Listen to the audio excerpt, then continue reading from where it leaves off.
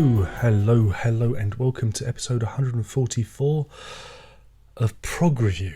And I should be talking about Seconds Out by Genesis.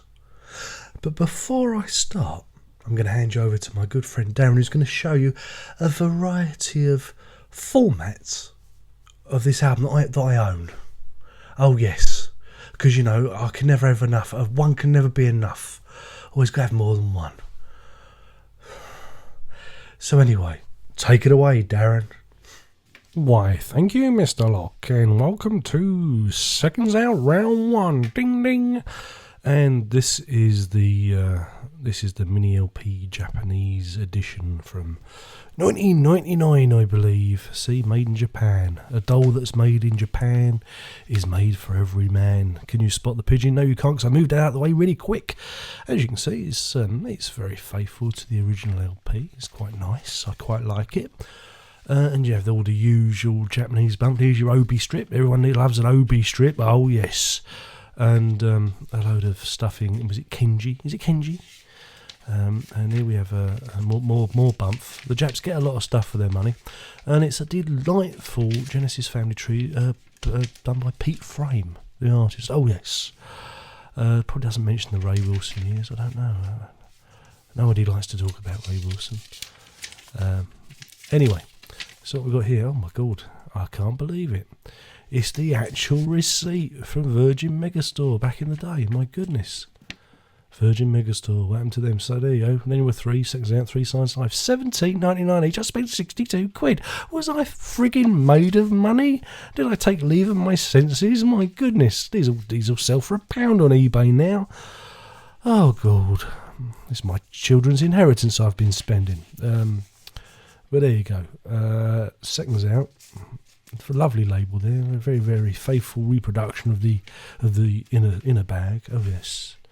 The inner bag. Oh good. And then we have another leaflet with all the lyrics in. So all the Japanese can sing along. I know what I like. They love to sing along. And Seconds Out again. There we go. So there we go. You have the a very faithful reproduction of the album. Now, this one is it's 10 years later. Oh yeah, this is 2009, and there you go. This is the DVD, I believe. Yep, DVD with a 5.1 surround side, NTSC, of course, DTSC. All the little G's on the inner back sleeve. That was good.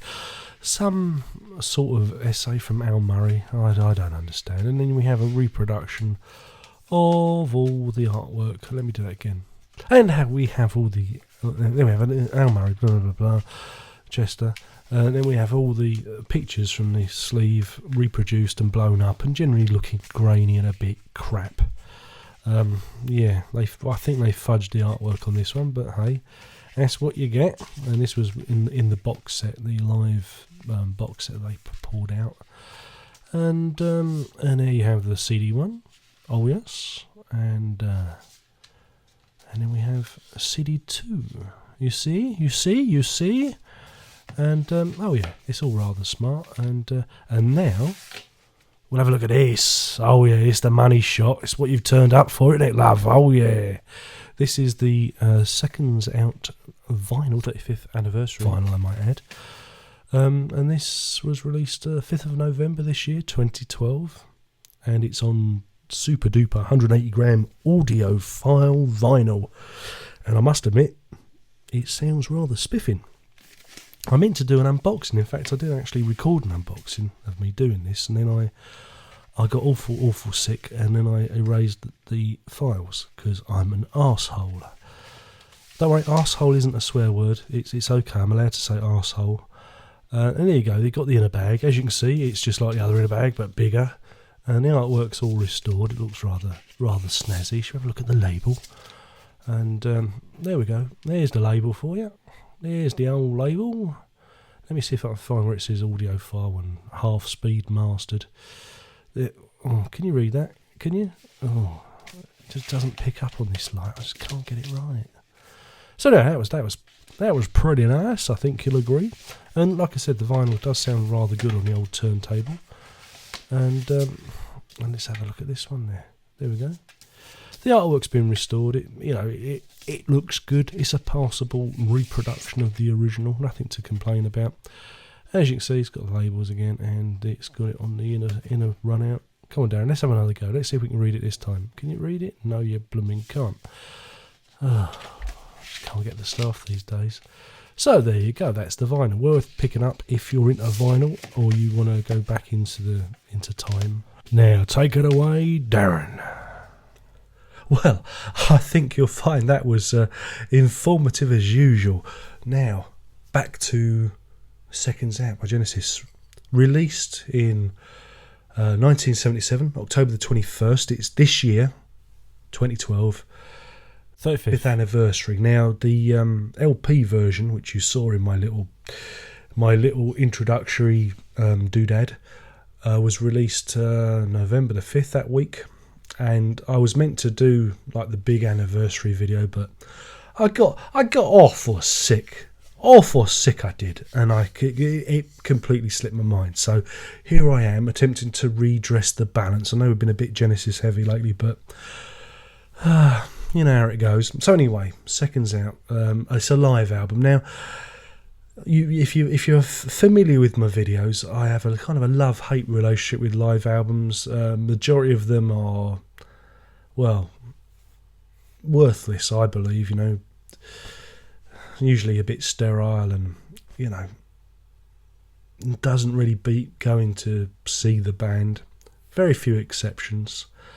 And then we come to Seconds Out, because I'm a bit torn by it, you see, because not only does it kind of tick all those boxes that I don't like, i.e. it's a fairly sterile representation. They don't deviate from the record. It almost sounds like they've reproduced the album for you. And also it's not a true live album. There are bits taken out, there's bits added. The track listing is a little bit askew. So yeah, I kind of have a love-hate relationship with it. But what I do like about it is the power and the energy of it. You do get, it is a very powerful recording. It's one of the best sounding live albums out there for the time, I believe. Now, my introduction to this record came via the Friday Night Rock Show on Radio 1 when I was a mere sprout, and I'd heard Firth of Fifth being played. Now, I didn't know what it was because I missed the introduction, and I didn't know what band it was, and I just heard this piece of music. I thought, oh, that's a bit interesting, very powerful and that. And I wasn't sure who it was, and then got into Genesis, selling them by the pound, came across the song and thought, this is familiar, I remember this. Cart before the horse again. So that's my introduction, and when I got the live album, all the pieces fell into place as they always did. So I mean, as a live album, like I said, it's I think it's a very fine sounding recording. It's very good sound to it. Very strange in that, was Steve Hackett mixed out? Was he really? I mean, Tony Banks makes the joke back in Genesis of History, that if you've seen that video, where he says, well, when Steve left, we just mixed him out of the record. And I think it's been in other interviews too. He does sound a little bit muted on the recording. And you also get to, well, I got to hear Supper's Ready live for the first time, which was a revelation. And for a while I was kind of in conflict because, Phil Collins, he does it rather well. I wanted to hate it, you see. I didn't want to like it, but I thought he did a very good job. Interpreted it his own way, made it his own, which is good. He didn't try and mimic Peter Gabriel. This kind of relates to what I was saying about Steve Hackett's Genesis Revisited albums. So I kind of, I've got a lot of respect for it, but it's also guilty of a number of the things that I don't like. Now, what you saw on my little video of the copies, you saw the Japanese remaster, which is back from 1999. It's a lovely issue of the album. Sounds quite good. Talk about the LP version that was released recently, the 25th anniversary LP reissue. Again, it was released on 180 gram Virgin vinyl, audio file, all that kind of stuff, and I put it on, and it sounds really, really good, really authentic. And I mean, you know, I hate to knock the CD, but I think this is probably the best way to hear it. Actually, I think it's the best way to hear the album. Just give it some orange juice. Very tasty. And then we come to the 2009 reissue, the one that comes in the little booklet, which has the rather curious essay from Al Murray, the unfunny comedian. He's doing the same routine for near enough 20 years now, I believe.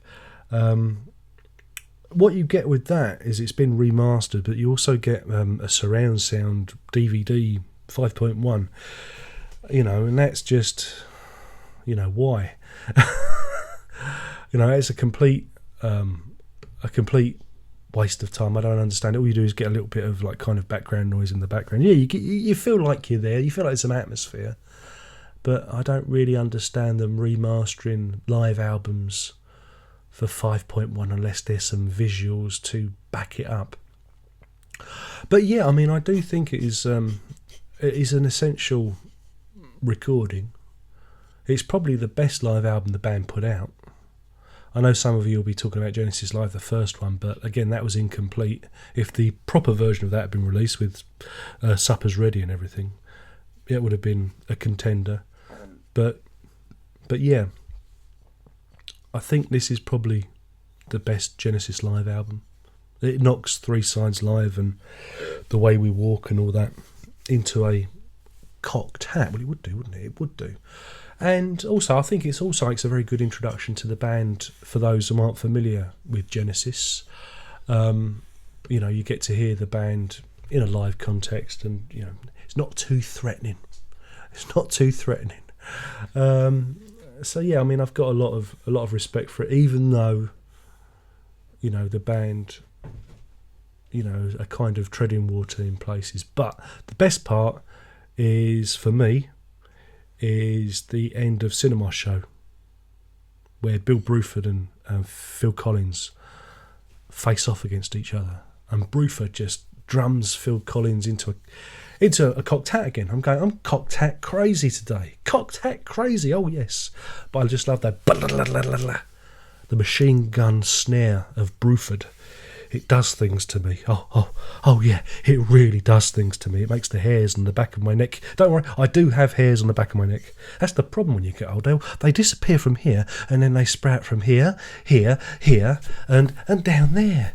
I've got hairs from places I never had before. But, you know, what can you do? What can you do? That's what I get for being so blooming virile. Yeah, that's my excuse, and I'm sticking to it. But yes, Seconds Out by Genesis. Well, an essential release. It is. But then I would say that because I'm biased and I love Genesis, blah, blah, blah, blah. So anyway, this has been my rather rambling 35th anniversary Genesis release. The album version, the LP vinyl, is brilliant. It's a great reproduction. The artwork's fantastic. The Japanese version is nice if you want the mini LP. The newer version that comes in the box set, I mean, I don't know if they actually released this. I mean, I'm not so keen on it. Not so keen on it, but there you go. But I've got to rate this. I'm going to rate this all in one. Yeah? And I'm going to give this, he says, trying to think of a decent enough rating for it. I mean, this is the problem. It's just so... it's difficult. I'm going to give this 4 squonks out of 5. That's a 4 squonks out of 5. And I'm knocking a squonk off because I do think Mr. Hackett was mixed low in there, and also, you know, there's not enough from Wyndham Wuthering. It should have been, I don't know, 11th Earl of Mar or some more stuff. It's a bit, you know, lopsided. A bit lopsided in their selection. It should have been a more complete representation of the live show. But hey, that's always the failings of a live album. Things are always excised. You never get the complete picture. So there you go. My name's been Darren Locke. I've been burbling on about Seconds Out in all its varieties, and hopefully you've enjoyed this rambling monologue. And we'll do this all again. I've got some good things lined up. I've got a good one. The next one will be good. I promise. Cross me heart. Oh yeah. And and that's it. Only one more thing to say. Are you ready? Oh, let me just get my orange juice. I'm feeling a bit dry. Oh, whoops. I've got to ban the microphone now. Only one more thing to say, and that is prog on.